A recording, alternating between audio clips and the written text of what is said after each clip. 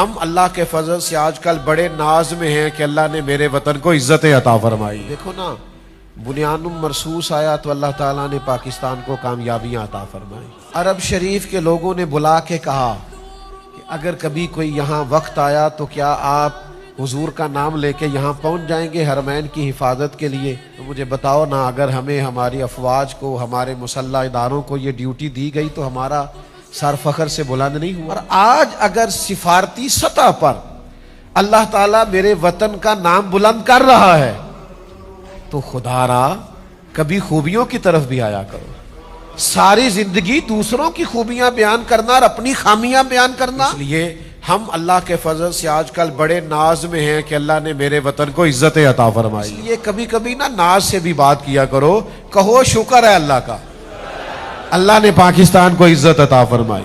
کہو کہ شکر ہے اللہ تعالیٰ کا، الحمدللہ رب العالمین، سدا سلامت پاکستان، تا قیامت پاکستان۔ اور انشاءاللہ تعالی میں بہت پہلے میں نے کہا تھا، جن کو یاد ہو یہ وطن انشاءاللہ امت کی قیادت کرے گا، اللہ اس سے کام لے گا، اس لیے کہ یہاں جو حضور سے پیار کرنے کا جذبہ ہے وہ کہیں اور نہیں پایا جاتا، اس لیے طاقتور رہا کریں۔